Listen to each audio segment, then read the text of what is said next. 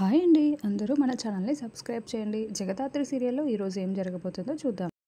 ఇప్పుడు ఈ కేస్‌తో జగదాత్రికి ఎలాంటి సంబంధం లేదు. ఇప్పుడు మీరు బయటికి రావడానికి ఏం పై ఎత్తులు వేస్తారు, ట్రై చేయండి. మీ వల్ల అవుతుందేమో చూడండి అని దాత్రి, కేదార్ ఇద్దరు హోమ్ మినిస్టర్, కమిషనర్‌కి వార్నింగ్ ఇస్తారు. మీరు ఇక్కడ నుండి బయటికి వచ్చే ప్రసక్తే లేదు. కాబట్టి జైల్లో ఉండడం అలవాటు చేసుకోండి, అలవాటు పడిపోండి అని వార్నింగ్ ఇచ్చి వెళ్తారు. ఏందమ్మే నిషి ఇలా జరిగింది? అసలు ఆ జగదాత్రి ఇప్పుడు గెలిచిందా, ఓడిపోయిందా? మనం గెలిచామా, ఓడిపోయామా అని వైజయంతి అయోమయంగా నిలదీస్తూ ఉంటుంది. అత్తయ్య, మనమైతే ఖచ్చితంగా ఓడిపోయాము అని నిషి అంటుంది. అసలు ఆ జగదాత్రి చేతిలో మనం గెలిచే అవకాశాన్ని ఒక్కటి కూడా ఆ దేవుడు మనకు కల్పిస్తే బాగుండేది అని వైజయంతి అంటుంది. కమిషనర్ హోమ్ మినిస్టర్ని వదిలేసినట్లే వదిలేసి మళ్ళీ అరెస్ట్ చేయడం ఏంటో నాకేమీ అర్థం కావడం లేదు అని నిషి అంటుంది. అప్పుడే మేఘన, బామ్మ ఇద్దరు లోపలికి వస్తూ ఉంటారు. చూడు మేఘన, ఈరోజు ఆ కేదార్ విషయం అటో ఇటో తేల్చాల్సిందే అని బామ్మ అంటే, అవును, కేదార్ గర్ల్ ఫ్రెండ్ సంగతి ఈరోజు తేలిపోతుంది, చూస్తూ ఉండు బామ్మ, నేనేం చేస్తానో అని మేఘన అంటుంది. ఏందమ్మి మేఘన, పెళ్ళికి రమ్మని మరీ చెప్పినా రాలేదు అని వైజయంతి లోపలికి వచ్చిన మేఘనని అడుగుతూ ఉంటుంది. అంటే ఇంపార్టెంట్ పని ఉంది, అందుకే రాలేదు అని మేఘన చెప్తూ ఉంటుంది. కేదార్ ఇంట్లో ఉన్నాడా అని మేఘన అడగడంతో ఆ జగదాత్రి ఇంట్లోనే ఉంది అని నిషి అంటుంది. నేను కేదార్ గురించి అడుగుతూ ఉంటే నువ్వు జగదాత్రి గురించి ఎందుకు చెప్తున్నావు అని మేఘన అంటే, ఎందుకంటే ఆ జగదాత్రి ఎక్కడ ఉంటే కేదార్ కూడా అక్కడే ఉంటాడు, వెనకాలే తిరుగుతూ ఉంటాడు అని నిషి అంటుంది. ఈరోజు ఆ కేదార్ జగదాత్రిల సంగతి తేల్చడానికే వచ్చాము అని బామ్మ అంటుంది. అసలు కేదార్ గర్ల్ ఫ్రెండ్ జూలియట్ గురించి తేల్చేస్తాను ఈరోజు అని మేఘన అంటే, అసలు జూలియట్ అనేదే లేనే లేదు, మా బూచి అన్నయ్యనే జూలియట్ లాగా నటిస్తున్నాడు అని నిషి అనడంతో, డౌట్గా చెప్తున్నారా, కన్ఫర్మ్ చేసుకొని చెప్తున్నారా అని మేఘన, బామ్మ నిలదీస్తూ ఉంటారు. మొన్న బట్టల షాప్లో ఆడవేషం వేసుకుంటూ మా బూచి అన్నయ్య దొరికిపోవడం, తర్వాత ఆడవాళ్ళలా ఫోన్లో మాట్లాడుతూ ఉండడం, అడిగితే ఏంటి అని అడిగితే డ్రామా కోసమని చెప్పడం, ఇవన్నీ చూస్తూ ఉంటే ఖచ్చితంగా జూలియట్లా వస్తున్నది మా బూచి అన్నయ్యే అని నేను కన్ఫర్మ్ చేసుకున్నాను అని నిషి అంటుంది. అయితే ఈరోజు అటో ఇటో తేల్చేద్దాము అని మేఘన అంటుంది. మీ బూచి అన్నయ్య ఇంట్లోనే ఉన్నాడా? ఇప్పుడు అతని తలపై కొట్టేసి స్పృహ కోల్పోయేలా చేద్దాము. అప్పుడు జూలియట్ని పిలిపించమని కేదార్ని ప్రెజర్ చేద్దాము. అప్పుడు జూలియట్ రాలేదనుకో, బూచీనే జూలియట్లా నటిస్తున్నాడని మనకు కన్ఫర్మ్ చేసుకోవచ్చు అని మేఘన అనడంతో, అయితే మీ బూచి అన్నయ్య గదిలో ఉన్నాడని చెప్పావు కదా, పద తల పగలకూడదాం అని మేఘన అంటుంది. పదండి అని బామ్మ అంటే, ఆగండి, ముందు జగదాత్రి ఈ చుట్టుపక్కల ఉందో లేదో తెలుసుకొని తర్వాత మనం ప్లాన్ని అమలు చేద్దాం అని మేఘన అంటుంది.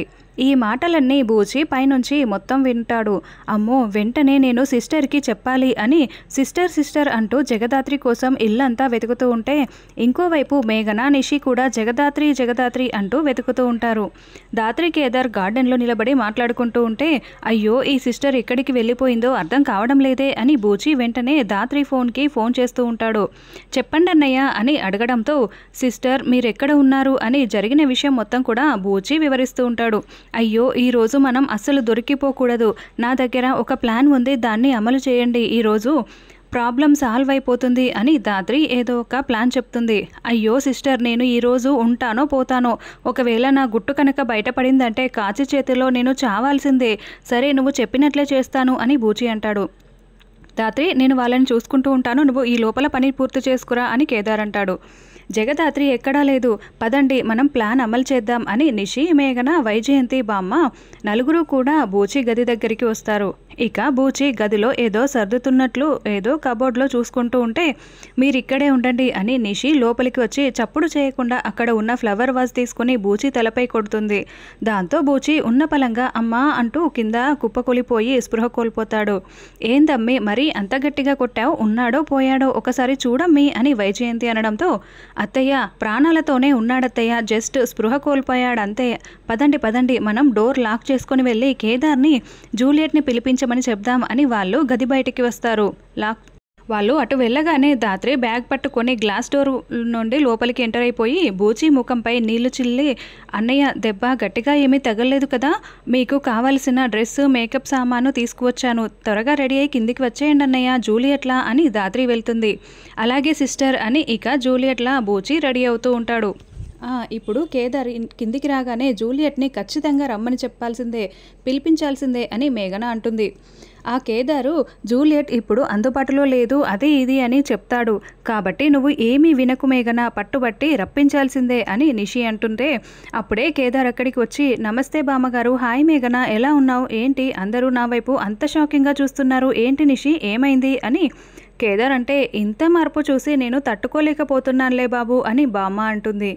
కేదార్ నీతో మాట్లాడాలి అని మేఘన అంటే, నాతో మాట్లాడడం ఎందుకు, కాసేపట్లో జూలియట్ ఇక్కడికి వస్తుంది, అందరం కలిసి మాట్లాడుకుందాం, ఇందాకే ఫోన్ చేస్తే నన్ను కలవడానికే వస్తున్నానని చెప్పింది, ఉండు ఎక్కడ ఉందో ఫోన్ చేసి కనుక్కుంటాను అని వెంటనే బూచీకి కాల్ చేసి, ఏంటి జూలియట్ వస్తున్నావా అని కేదార్ అడుగుతూ ఉంటే, ఆన్ ద వేలో ఉన్నాను, కాసేపట్లో అక్కడ ఉంటాను అని రెడీ అవుతున్న బూచి జూలియట్లా కేదార్కి ఫోన్లో సమాధానం చెప్తాడు.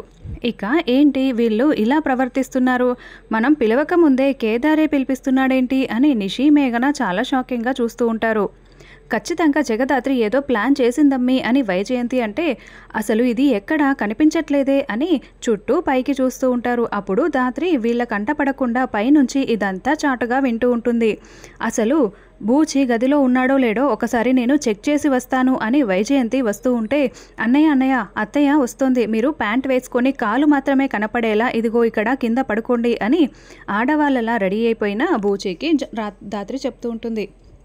దాత్రి డోర్ వెనుక దాక్కొని ఉంటే అప్పుడే వైజయంతి డోర్ని కాస్త ఓపెన్ చేసి, బూచి ఇక్కడే పడుకొని ఉన్నాడే అని కాలు మాత్రమే చూసి, మరి జూలియట్ ఎలా వస్తుంది ఏమో ఏమీ అర్థం కావటం లేదు అని కిందికి వచ్చి, బూచి గదిలోనే ఉన్నాడు అని చెప్పి నిషికి చెప్తూ ఉంటుంది. అన్నయ్య అత్తయ్య వెళ్ళిపోయారు, ఇక మీరు జూలియట్లా వచ్చేయండి అని దాత్రి చెప్తుంది. తర్వాత బూచి బేబీ అంటూ కేదార్ దగ్గరికి వచ్చి హగ్ చేసుకుంటూ ఉంటాడు. అమ్మీ నిషి, బూచి గదిలోనే ఉంటే ఈ జూలియట్లా వచ్చింది ఎవరు, అయితే ఇద్దరు వేర్వేరేమో అని వైజయంతి అంటే, కాదత్తయ్య నాకు అదే అర్థం కావటం లేదు అని నిషి అంటుంది. ఇక అప్పుడే బామ్మ, ఇదిగోండి నిన్న మా కోడలు బర్త్డే జరిగింది, మీరందరూ స్వీట్స్ తీసుకోండి అని జూలియట్కి మాత్రం ఒక స్పెషల్ లడ్డు ఇస్తుంది. మేఘన బామ్మ ఇంట్లోకి రావడానికి ముందే ఒక లడ్డూలో మాత్రం వామిటింగ్స్ అయ్యే లిక్విడ్ని కలిపి ఆ లడ్డూని బూచికి బామ్మ ప్లాన్ ప్రకారం ఇచ్చి ఉంటుంది. కేదార్ని జూలియట్కి శాశ్వతంగా దూరం చేసే ప్లానే ఇది అని మేఘనకి ఆల్రెడీ చెప్పి ఉంటుంది. మేఘన ఇదంతా చూస్తూ నవ్వుకుంటూ సంతోషపడుతూ ఉంటుంది. ఇక అందరూ లడ్డూ తినడంతో బూచికి మాత్రం వామిటింగ్స్ మొదలైపోతాయి. వెంటనే బామ్మ నువ్వు కడుపుతో ఉన్నావు అని చెప్పడంతో దాత్రి, కేదార్, బూచి ముగ్గురు తల పట్టుకొని సోఫాలో కుప్పకూలిపోయి ఉంటారు. ఏంటి నువ్వు కడుపుతో ఉన్నావని చెప్తే నువ్వు సంతోషపడకుండా ఇలా ఉన్నావేంటి జూలియట్ అని బామ్మ అడుగుతూ ఉంటే, అసలు నేను కడుపుతో ఉండడం ఏంటి అని బూచి నిలదీస్తూ ఉంటాడు. ఏంటే ఎడ్డు ముఖం దానా, నువ్వు కడుపుతో ఉన్నావని చెప్తే ఏం అర్థం కావడం లేదంటావని బామ్మ నిలదీస్తూ ఉంటుంది. అసలు మగాడు అమ్మ అవడం ఏంటి ముసల్దానా అని బూచి నోరు జారడంతో దాత్రి తల పట్టుకుంటుంది.